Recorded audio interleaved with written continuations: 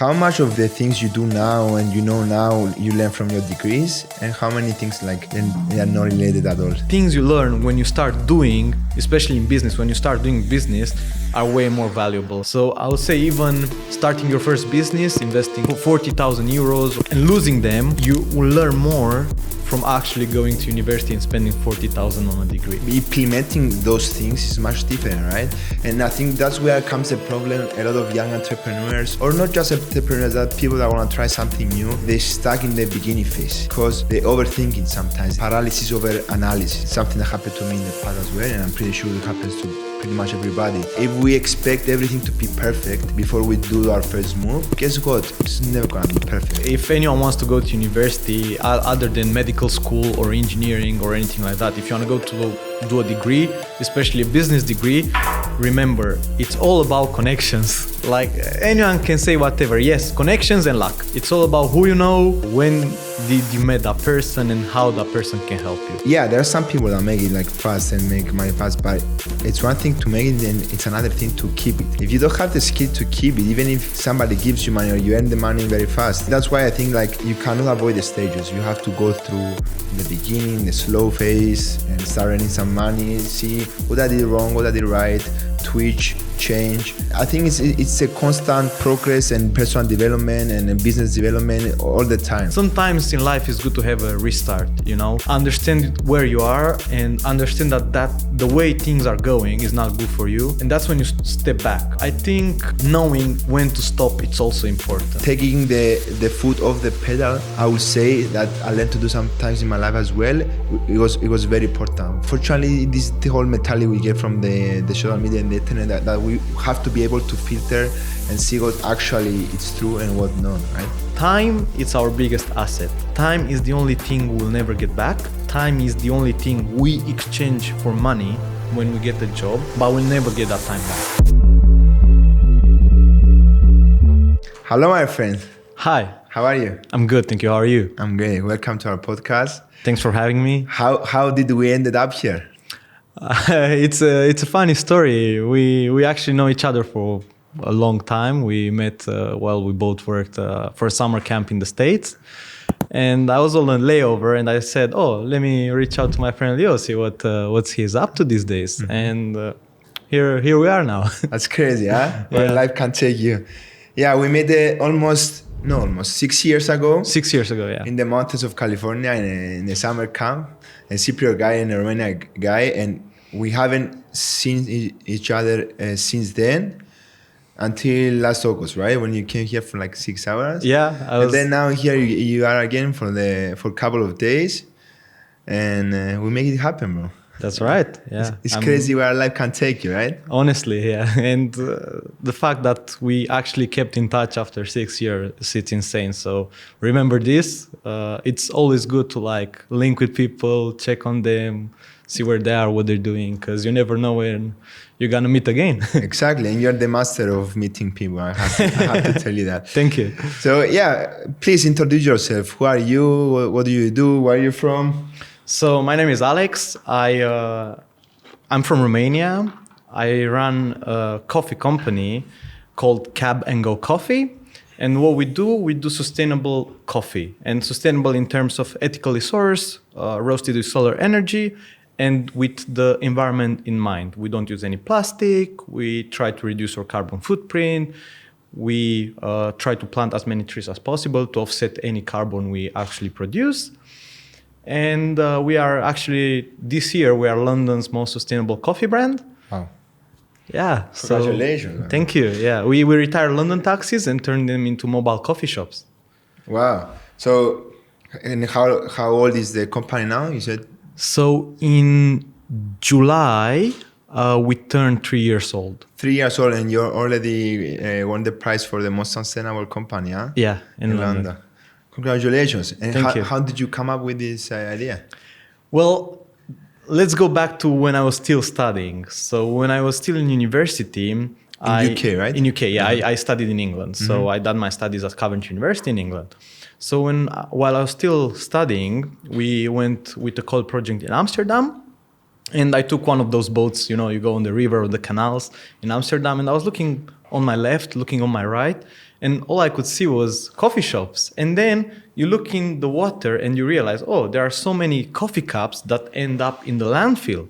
So then I started doing a bit of research, and I found out that only 1 in 800 cups is being recycled. The rest just end up in landfill. And most of the takeaways cups, like these ones, they have plastic in them. Mm-hmm.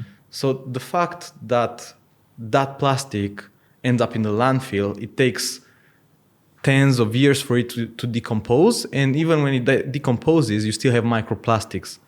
And every time you drink, you actually have some microplastic going to your blood flow. So that's how I came up with the idea. Oh, wait, what if I can build a brand that doesn't use plastic? So I started researching. I realized, oh, there's a way of doing this. I bought the first taxi. I then took it to the back of the apartment building I live in, and I converted it with my friends. You alone with your friends? Yeah, the first taxi, we converted it ourselves. It was do-it-yourself kind of thing. So I still have a picture. I'll send that for you to yeah, for sure. But I still have a picture with my friends when we removed the first engine from the first taxi, because we removed the engines. They are basically just shells. Uh-huh. So they don't have any diesel powered engine. Uh-huh. So they're basically just shells. So we did the first conversion. We then did our first event was Godiva Festival. People that live in England know is like a big music festival in Coventry. And from there, we just kind of took off, and there was a bit of a demand in Romania. So I decided to move to Romania for a year and a half and soft launch it there. I worked for like a year on the operational bit just to like be able to launch. We opened our first coffee shop. We opened the second one. Then we started to have partners interested in our coffee. And now we have 3 coffee shops. We have partners that buy their coffee from us. And we are trying to grow there. Meanwhile, I went back to England, and now I'm restarting the operations there as well. That's awesome. That's awesome. And why it was so important for you for this business to be sustainable? It's because what else am I bringing to the table? Like, everyone sells coffee, but what's the plus value I add to the customers? The prices are the same as any other coffee shop, but what do you get as a client from just not going to, let's not name any brands, but going to one of our competitors? First of all, no plastic in your blood flow. Second of all, you can actually plant trees by drinking our coffee, because we do events where we plant trees, and you help us and you help your local communities. As most of the coffee shops we have, they are owned by local entrepreneurs. So each taxi, it's actually is not owned by us. It's owned by a small entrepreneur in a certain region. For instance, we have in Cluj-Napoca, we have Ricardo, who's a young entrepreneur. He's 24. Wow. And he opened this cab a year ago. So he was 23, but we've been working on this since he was 21. So it took, he made a lot of sacrifices. He went through, let's say, hell, because that's what young entrepreneurs have to go to, because we don't have the experience. We don't always have the vision. And there's a lot of unknown. But we made it work. It's working now. It's operating. He loves what he does. And we are helping communities, because that's what coffee is all about. Helping your community, having someone to chat with, having someone, some sense of belonging, some place you belong to. Yeah, I mean, coffee, especially in Europe, is a huge thing. You know, everybody drinks coffee.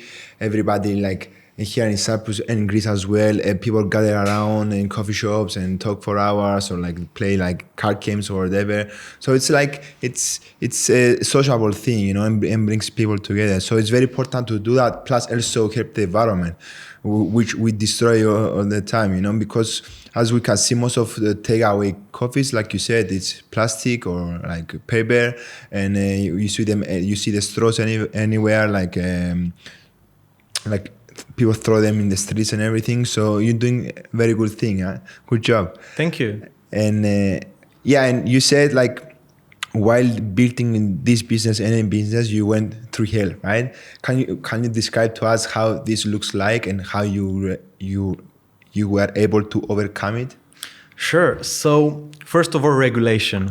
There's a lot of regulation you don't really think of, from everything from starting the company to getting the right permits to getting the right courses, because you work with food, you work with drinks, so you need some special certifications, right? You need to have policies in place in order to avoid diseases, if that makes sense. You basically need to have the whole process in place before you even start anything. I remember the first time we actually authorized one of these cabs, and it was pretty funny because I had all the paperwork in order, but we had the small problem with the location itself. We didn't have a proper working roof on the first cab we converted ourselves. So Michelle, that was the sweet lady that came to check the place, and she was so nice. She's like, Alex, I really like you. You're a very young gentleman.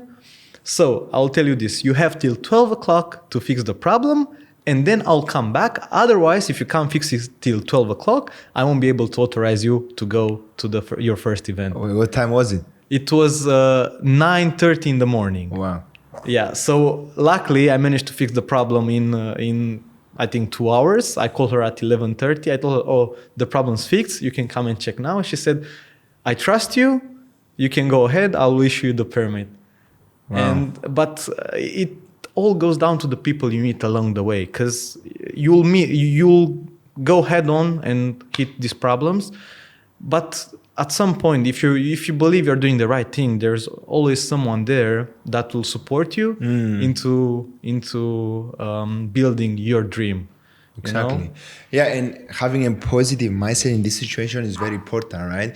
Because I'm guessing that kind of situation that you just described, it was very stressful, because if you didn't authorize it, you will be able to open like your first store in the festival. So how do you have any like coping mechanism that helps you like overcome these stressful scenarios? Like, because I know you like almost 6 years now, and you are one of the most positive people I know. You smile all the time, you are happy all the time. How do you do that? I think it all goes back to when I grew up. Luckily, I had supportive parents that always encouraged me to make mistakes. So I was fortunate. It goes down to my mom as well, who said, don't waste time being sad, because you will get stuck on the problem. So smile, because if you smile, you're making someone's day, and that someone's gonna make your day.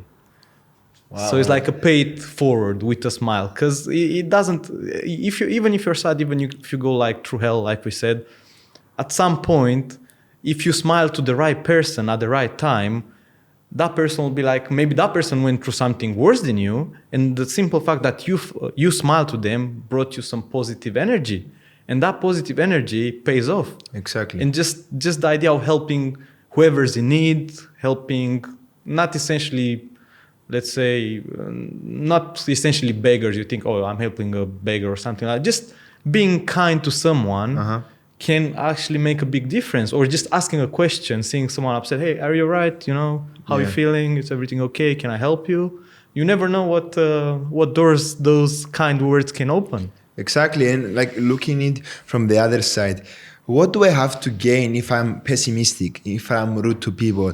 Like I'm gonna be mad all the time. I'm gonna be grumpy all the time, and there's nothing to gain from it, and people probably not gonna like me.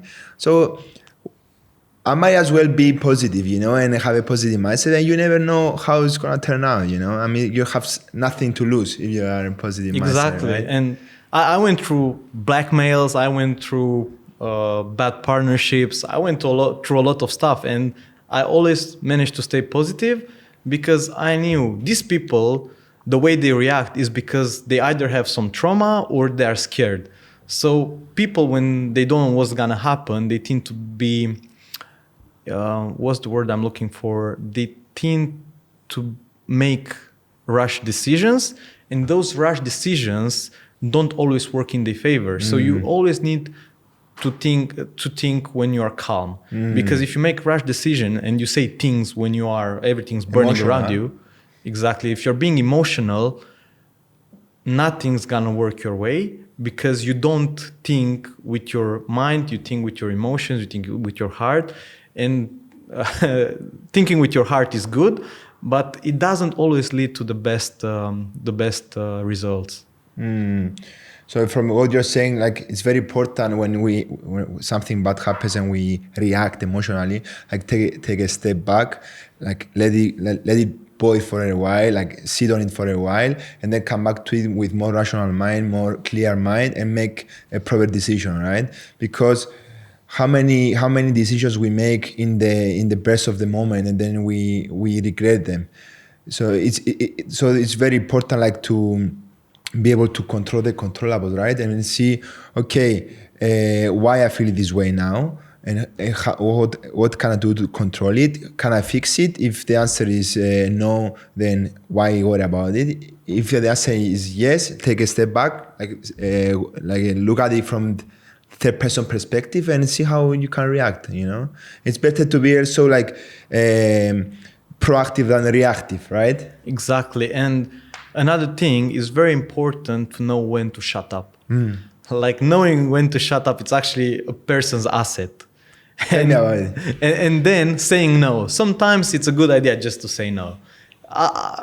If you know you can't do certain things, it's better to say no than eventually getting into that person's way. You are trying to help, but obviously you are trying to be too much of a yes person, and it's not going to work out. So saying no and learning how to shut up and when to shut up, it's a good asset in entrepreneurship, 100%. Yeah. And just in life in general, honestly. But how can somebody know when to shut up or say no? I think it comes down to emotional intelligence.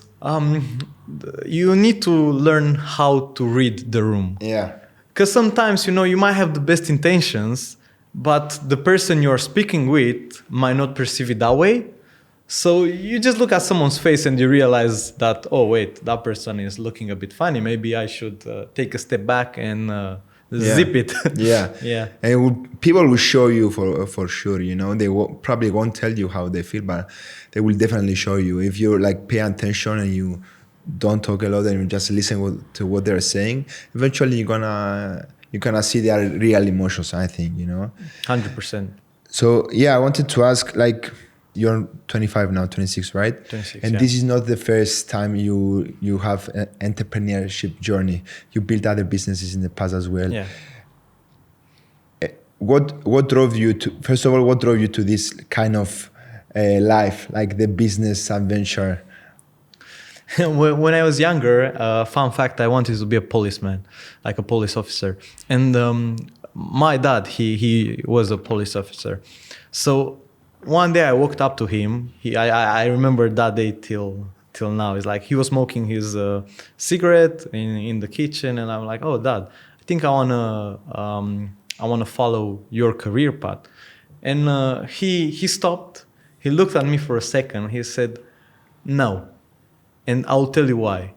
Because in this type of career, you reach a point where you reached your potential. And I believe you can do much more than that.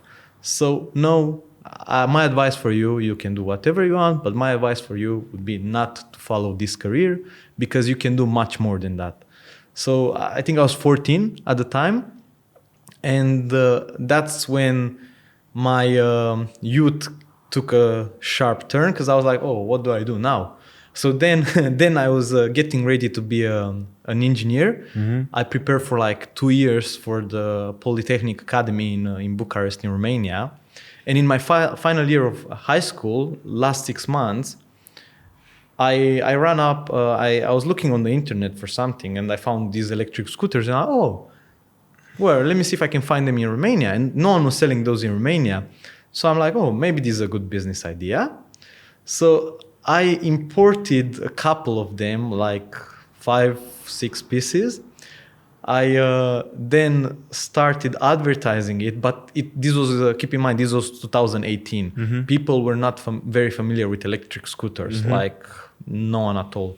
I did the proper due diligence. I limited them to 25 kilometers per hour, so they're complying with the European law. But I ran into some logistics problem because I overpaid on shipping. As I didn't arrange my own shipping, I let the seller arrange the shipping. So I had to pay a lot of additional fees in shipping charges, storage charges, just because I didn't know anything. So I ended up spending slightly more than anticipated, but I still managed to sell them for profit. And that's when I decided, oh wait, actually, I don't want to be an engineer.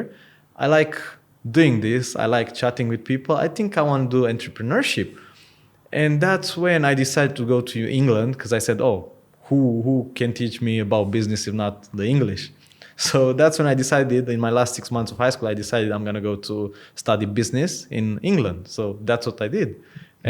And thankfully, I stick to the plan, and that's how I met you as well. Yeah, that's crazy, right? But, okay, now that you finish your studies in your business, and you already have like multiple, I would say, quite successful businesses, how much of the things you do now and you know now you learn from your degrees, and how many things like then they are not related at all? One of the most important things I learned in university, actually I heard in university, but I didn't pay too much attention to that back then. It's culture beats strategy. You can have the best strategy in the world. If you apply it to the wrong culture, you messed up. I didn't pay that much attention to that back then, but then that's exactly what happened to me when we tried to launch in Romania.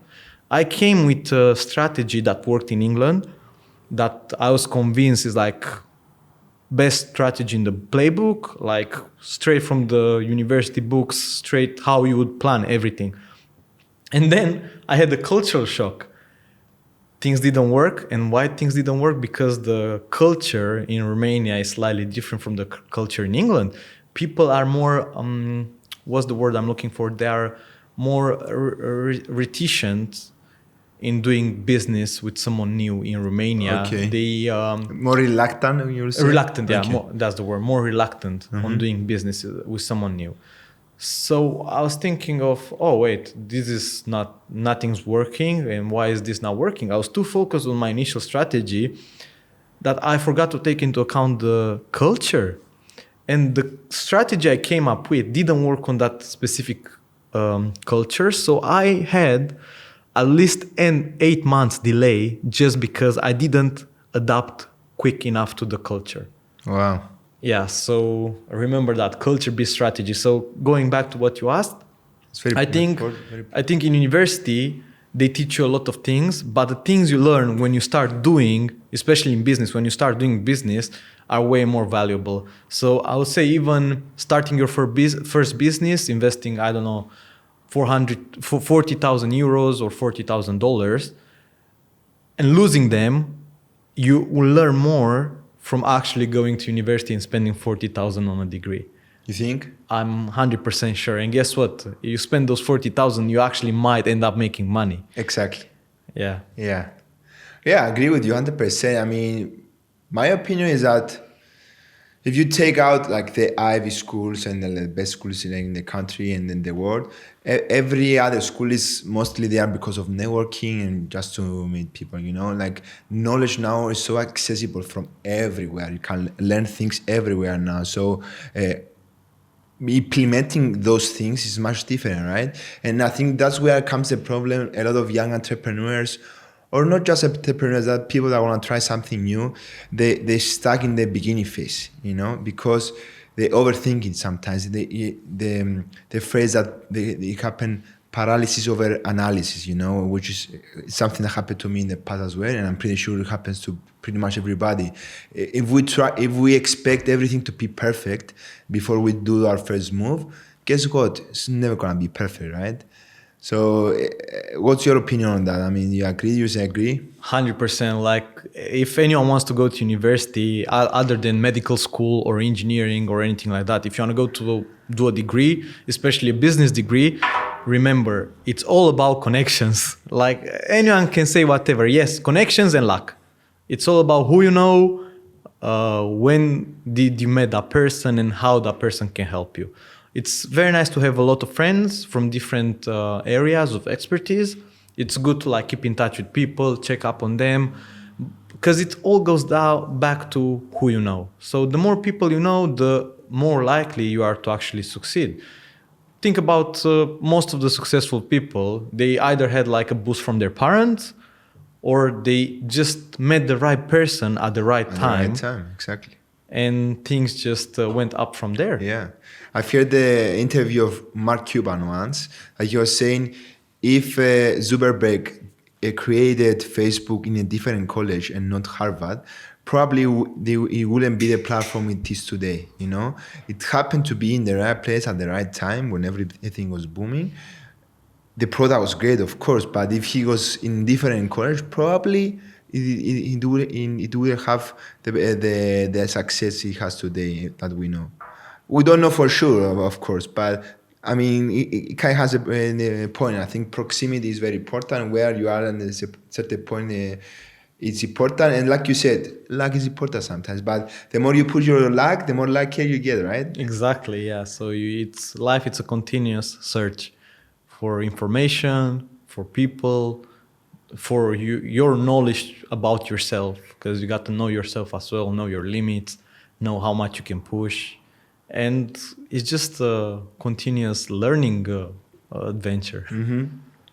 So let's talk more about the taking the leap phase. Okay, I'm pretty sure that a lot of young people that they might be watching us right now or listening, they have some aspirations. They want to try something new, like build a business or do something their own. What will be and they don't have a lot of money saved up to build this business. What will be the best advices you can give to them? So first of all, I'm a firm believer in the fact that everyone should have at least one job in their lifetime, because they need to understand that money are hard to make. So it's not that easy. Oh, you open your business and that's it, you have money. So I would recommend everyone get a job in food and beverage industry, drinks industry, like a barista, and you'll understand that some work, it's hard, especially customer experience, working with clients, all that, 100%. It's hard. And it doesn't always pay the good money. Exactly, 100%. Sorry for interrupting. I have this discussion recently. I said, in my opinion, everybody, when they're between the age of 16, 18, or 20, they have to go at least 6 months and be like a waiter, somebody in a restaurant, or in the whole restaurant place, and because you cannot imagine how humble you can get, from there. How many rude people you'll meet, and you need to be able to handle these people, be patient with them. And also the paycheck usually more often than not is not great. So you have to tolerate all this shit going on and also get paid very little. But for me, it was a great experience, and I would recommend everybody to do it, because you learn many things from 6 months working in a restaurant or a coffee or something on the shop, something like that in the service industry, let's say, than anyone else, I think. I don't know. 100%. And you will start being more grateful for the opportunities you get afterwards. So get a job. Then if you don't have any money to start a business, that's fine. But think about your first business shouldn't essentially be a business where you can potentially lose a lot of money, and would ideally be something you like, because if you like something, it's very easy to scale it. I recommend first business to be in services, because if you can sell a decent service, you can get a lot of clients, and most of the clients come from word of mouth. So you do a great job once, then the clients will just pop. When you say services, what kind of services? Like online services, face-to-face services? I think the future is gonna be in face-to-face services, because think about it. Even now, you call a call center AI.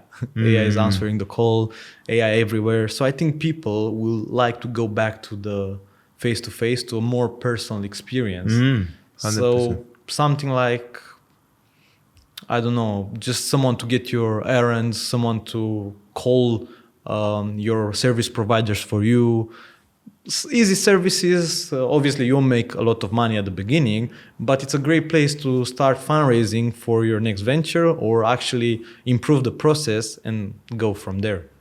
And would you say that even if somebody has some money, let's say, saved, do you think they would still, this route is the best to try in the beginning before like burning their money, like to learn some stuff and then use that money to like maybe invest in something different or not? Like, let's say somebody has the money, okay? Should they follow the same route or no? If someone has the money, but he doesn't have the experience, they should get a job for a company that does something similar, because not having the experience, you'll burn all those money to build the experience. So the best thing to do is get paid while you get that experience. So we go back to getting a job. So I do believe some people do get lucky and it kicks from the beginning, but that's not the case. Yeah, you see all these influencers. Oh yeah, this is what I did. This is how I made my first 20,000. This is how I made 50K. But honestly, that's very rare. The chances of that happening, they are very low. And as we said, people need to have a bit of luck as well. But most people have to work hard for their goals. They don't have that luck. They don't have that boost. So I think sometimes it's, rather than burning through all that money, just learn how to do it and then start getting your own clients. Do that as a side hustle. Start it as a side hustle. And the more you get, and then you realize, oh, actually, I can do this full time now. Then you switch to the full time. Because that was a mistake I made as well at the beginning. I had a well-paid job and I stopped that. I'm like, oh, I'm going to go full on. But it took me a while to get to the same amount of money I would have from the job, from my business. So I had like a year and a half without making, not even close. I wouldn't say, I would make barely anything compared to what I used to earn working corporate. So yeah, you have to be careful with the stages. You can obviously skip some, but I think having your job, having a stable source of income, even a retainer if you don't want to get a job, just get someone on a retainer. You know, you can always count on that. And then start with your business as a side hustle till it grows to more than a side hustle. And that's the safe route. Obviously, you can gamble it might pay off, but I think for most of the people, that would be the safe card to play. And it sounds like it's gonna take time, but it's the chances of you making it are much more and learning stuff than actually waiting the easy money or the fast money. I think, yeah, there are some people that make it like fast and make money fast, but it's one thing to make it and it's another thing to keep it, right? If you don't have the skill to keep it, even if somebody gives you money or you earn the money very fast, I think it will be very, very, very hard like to keep it and keep growing it. I don't know what's your opinion on that, but that's why I think like you cannot avoid the stages. You have to go through the beginning, the slow phase, and start earning some money, see what I did wrong, what I did right, twitch, change, analyze yourself, work. Like, I think it's a constant progress and development, personal development and business development all the time, right? We have the best example in the lottery winners. Most of the lottery winners, they win millions, and then a couple of years down the line, they end up being not essentially poor, but being back to where they were. And why is that? Because they didn't know how to manage those money. It's same with some entrepreneurs that hit the jackpot, and they, as you said, they don't know how to maintain that workflow. So they just make a lot of money at once, and then they're like, oh, what's going on? And some people make it, but not everyone makes it. We are also sold a couple of lies, I would say, by social media, because no one says the bad stuff on social media. We only show our good side, what's booming for us. Oh, this worked. We never say, oh, this didn't work. So no one knows our real struggle. They only know some of the results if we share those, or they only know that, oh, we're living a good lifestyle. But no one knows anything about the nights you spend crying in your bed because you didn't had enough to pay your suppliers. No one knows about the sleepless nights you spend building a product, working towards your goal. So yeah. Would you mind sharing one of the lowest points like in your entrepreneurial journey and how you were able to overcome it? Well, it was quite recent, like I'll say 9 months ago. I was so overwhelmed because I had some bad experiences, as I said, bad partnerships. And I think I was close to even being depressed, I would say. But sometimes in life it's good to have a restart, understand where you are and understand that the way things are going is not good for you. And that's when you step back, I think knowing when to stop, it's also important. It's just like gambling, let's say.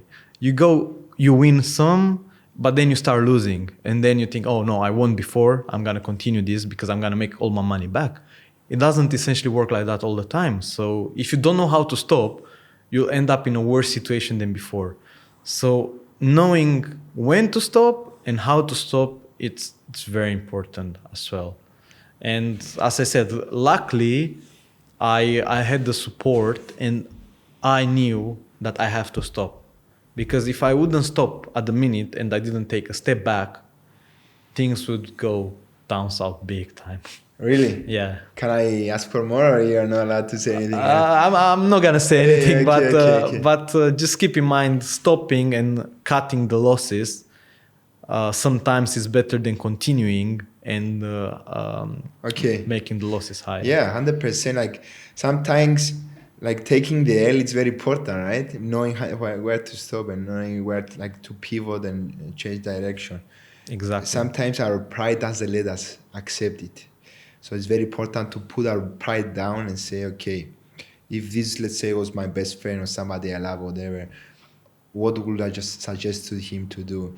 And more often than not, we know the answer, but we're just too blinded to, or too stubborn, I would say, to stop and pivot and change things.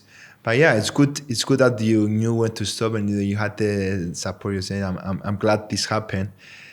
And unfortunately, like you mentioned already, we see all these influencers and famous people online. They say, keep going, working hard, the whole hustle mentality. I couldn't disagree with that more. It might work with some people, okay, but most people they want some balance, right? Yeah. I mean, it's okay to work hard for something you want. Sometimes, like most of the times, you need to work hard. But also resting is important. Like taking a step back is important. Recalculating, reanalyzing, it's important, right? You cannot always go. Sometimes you're an organism. Sometimes you're gonna shut down. You're gonna burn out, and you're gonna make bad decisions. So taking the foot off the pedal, I would say that I learned to do sometimes in my life as well. It was very important for me, And unfortunately, this is the whole mentality we get from the social media and the internet that we have to be able to filter and see what actually it's true and what not, right? Exactly. It's same like working out. So if you want to start working out, what do you need for your body to grow, to maintain your muscle mass and so on? You need food, you need rest, and you need consistency. So you do these three things right, that's it. Consistency doesn't mean you need to work till you burn out. It just means you need to do something towards your goal every day. It doesn't have to be insane. Even if, let's say, you only work 15 minutes on a day towards your goal, you've been consistent. But you don't have to work 9 hours, then have a full-time job, then work 9 hours towards that.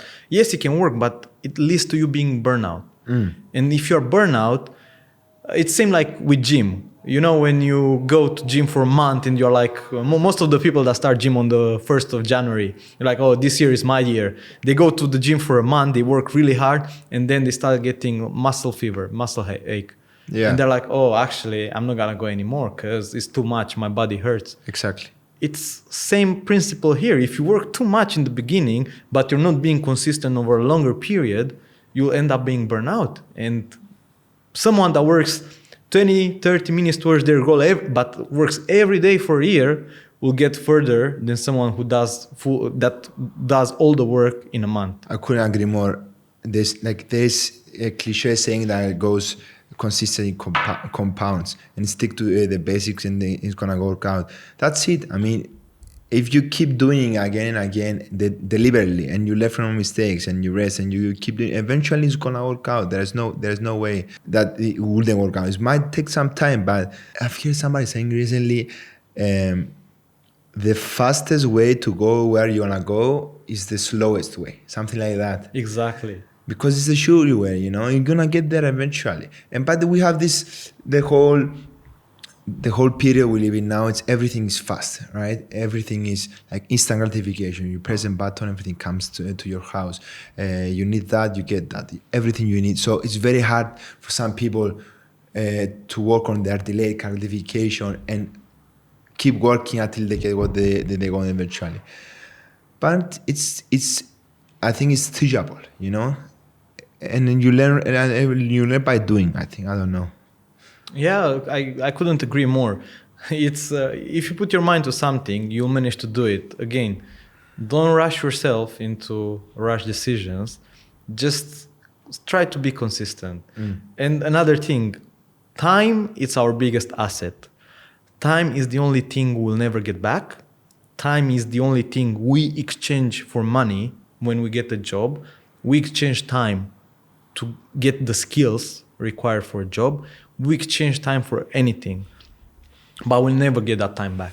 So be careful how you spend your time, who you spend your time with, and what you do with that time, because as I said, it's the only asset we have and is the most limited thing we have as well.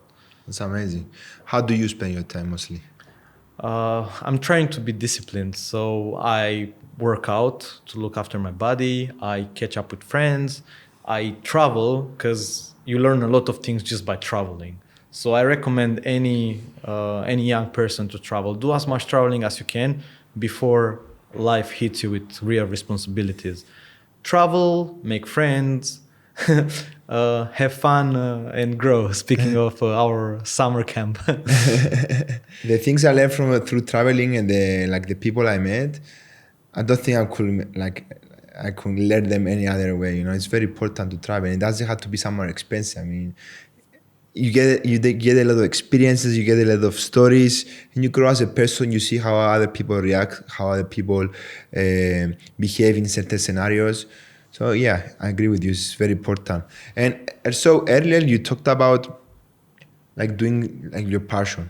I've been watching different interviews and people are discussing it. Some people say you have to follow what you love because eventually it's gonna work out and make what you love your job. Other people that did what they love as a job, they say, I came to a certain point that I didn't love the thing that got me there anymore because I had to pay the bill, so the stress was too much. So I'm not enjoying the thing anymore. Some other people say it's okay, you have to follow your passions, but also there's a sweet line between a skill you have and a passion, and you combine those together. That's the best way you can succeed. What's your opinion on that? I think if you overdo something, you'll definitely end up hating what you're doing. So it's when you start, especially business, it's very important to try to think a bit down the path. Because are you going to be an entrepreneur or are you going to be a self-employed? And I think that's the difference, because the difference between self-employed and entrepreneur is if you're self-employed, your business doesn't work without you there. If you're an entrepreneur, your business works without you there. So it's very important to understand what you're going to be. It's okay, each way it's okay, but being self-employed, at some point, indeed, you might hate what you do because you are doing it too often. You can't stop doing that because if you stop, you won't get paid. And then it's being an entrepreneur. An entrepreneur, you manage to create a workflow for your business. And that workflow, when you take you out of the equation, that workflow is still there, it still works, and so on. So I think it's very important to think that, are you self-employed or are you an entrepreneur? I think that's what leads to people hating what they do. Obviously, everything comes with stress. Nothing is stress-free. Whoever said, oh yeah, there's no stress involved here, it's probably lying to you. Everything's going to be stressful. The minute you start getting, especially some industries that they have more regulation than others, everything's stressful. You'll have, what are they called? You'll have audits. You'll have a lot of unpleasant experiences. Clients won't pay on time. But it's part of business. You're taking a risk. You are actually the business, so you are taking all the risk. Exactly. And even people that they love what they do as a job, there are some parts of that job or what they do that they don't like, but they have to do in order to do the other stuff, right? So there's no such a thing as doing every time whatever you want or what you like. There will definitely be places and times that you need to do stuff that you don't like. So you have to be able to build resilience and be and accept that this is gonna happen anyway, right? And choose your stress and choose your difficulty. There's no such a thing as easy, right? Or not stressful, like you said. You just choose what you pay attention to and what you're allowed to stress you, right? Yeah, and remember, you don't have to be good at everything. But ideally, you would know a bit of everything, especially if you want to be an entrepreneur, I would say. Because you don't have to be good at anything, but you need to know how to delegate tasks. Most of the big CEOs and so on, they're not essentially good at one specific thing, but they know who in their team is the best person to do that task. So you don't have to execute everything. You just need to know how to delegate things. It's very important because this is a discussion we had with my partner recently. You listening there? No. A discussion we had with my partner, because when you start a business first, unfortunately, or no, not unfortunately, I mean, you have to be a generalist, right? But then you have to be a specialist on something. Then there's a certain point in the beginning that you are just a generalist, that you have to delegate stuff to other people, and then be a specialist, right? And then do what you do very well and amplify that, but also be able to control what other people are doing, if they are doing the way you wanted it as your business, right? But when do you know when is that point to do that? You know what I mean? When is that point that you say now it's time to delegate and I have to trust other people that they're gonna do this thing? And probably these people, they're gonna do this thing much better than I do now because they're specialized in this area. How can an entrepreneur be accepted this fact? You know what I mean? Or it goes back to ego again, because you like to have the control, you like the span of control, you like to know everything, what's going on in this, but you need to trust those people, and partnerships are very important. But you need to gain each other's trust and know you have a team to rely on. But yeah, that's something hard. Delegating tasks is hard. Taking your hands off the business is hard, especially if you've built everything from scratch, because you can never trust someone with, let's say, your little baby. I guess it's a parental thing. Like, oh, that business is like my baby. How can I trust someone to do that? But in order to grow, you at some point have to trust someone to take on some of the tasks, so you can then focus on the vision, because your purpose is the vision. Where is the business heading? That's, I don't know, it's not an advice. That's how I feel, because it's subjective based on my experience. That's how I feel things are. Yeah. But how can you find people to trust and help them understand the vision so they are part of the whole vision as well? What I learned is that when you don't look for people, they'll find you. Every time I looked for someone, I always managed to pick the wrong person. But when I wasn't looking, I'll say God brought in the people I needed the most at the right time. So that's how it worked for me. It might be different for other people. But for me, every time I looked for someone, I picked the wrong person. When I wasn't looking, the right person just crossed my path. Really? Yeah, every single time. And obviously, probably I don't know how to judge people's characters yet. It's part of the learning process. But as I said, God just brought the right people to me when I wasn't looking for them. Yeah, we talked about this outside the podcast as well. I know that you are very faithful and you believe in God. How, in your opinion, how important is like your faith and your belief on what you do, on your business, for example? It's not essentially important in my business, but I think it's important for me as a person. Yeah. Because I was recently introduced to the concept of higher self. Like your higher self who can then connect with God. And there's a lot of things I didn't believe in before, but somehow those things are connected. So I think having faith in God, some religions call him obviously different names, but just having the right faith in something bigger than you will definitely strengthen you. It's like someone always got your back. You get more confident, you get more charismatic, you trust the way, because you're like, oh, I'm not alone, I'm being guided on that path, so I'll just walk there. Yeah. And having this trust and this confidence can take you to pass paths that you probably wouldn't be able to go yourself, 100%. Yeah. And being confident in general helps.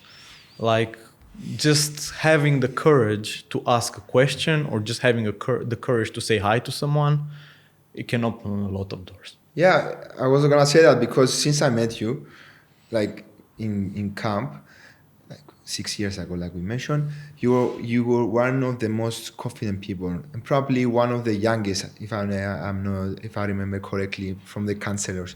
But you were very confident. Everybody loved to be around you. You like joke with everybody. Were you like that, like since you were born, or was this something you trained along the? It was, I would say, it was something I trained. So I wasn't always as confident. I would always like engage with people, but I wasn't always confident. I got a lot of confidence from some friends as well. I had the right, I would say, mentors, because my friends became my mentors at some point.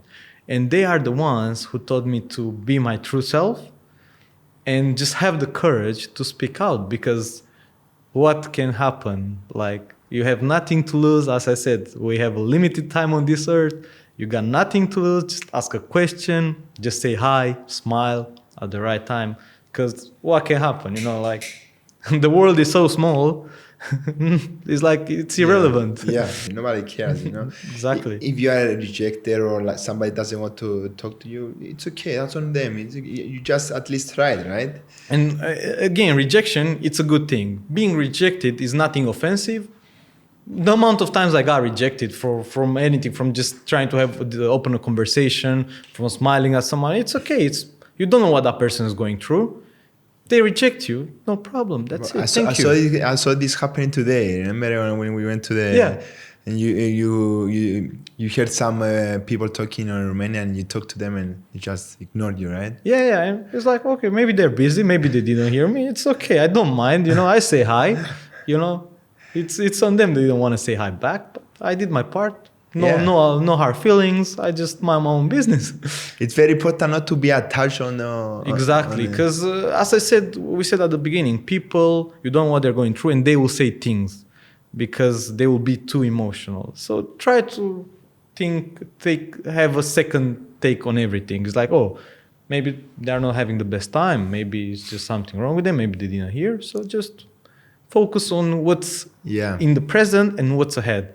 Never get stuck in the past. Exactly. And what you're describing is the definition of empathy, being able to work on the other people's shoes and like be empathetic to them and accept that they might be going through something and respect that. It's very important, because you never know what's going on in the other people's minds. And this day and age, everybody's going through something, I mean, So like, and I think this mentality of yours, it will help you in anything you do in your life, because you're not attached with your account.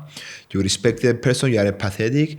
So the people that do open up to you, they will be much easier to build trust around that relationship from the beginning and build good foundation, and then maybe turn them into partners, mentors, or whatever, friends or whatever. So yeah, it's very empathy. It's very important, I think. Exactly, and because of social media, we all have this thing which I would like to say main character syndrome. So everyone thinks we're the main character, which we are in our own life, but then remember, the people around you, they're not side characters. They're also main characters in their own life as well. So treating someone like you're better than them is not the way to go, because honestly, probably you are better than some people, but you are not better than other people, and you never know who you chat with. So stepping away from this main character syndrome and trying to understand that other people have their own lives as well, it's a good thing for the community as well, and it's a good thing for yourself, because then you won't take everything so personal. People take things so personally. It's crazy, you know. I mean, most of the things that they affect you right now, they're not gonna be there in like 5 years, 2 years from now, or like 10 years from now, you know. So it's very important to know, and to know where to give a fuck, basically, you know. Don't give a fuck to everything, because then you're gonna end up being stressed, depressed, and not happy at all, you know. So choose where to give the fucks. Exactly, and you have to respect others' opinions as well.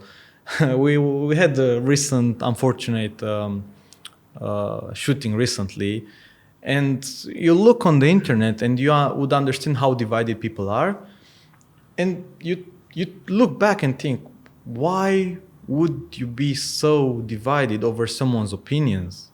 We are all entitled to our own opinions.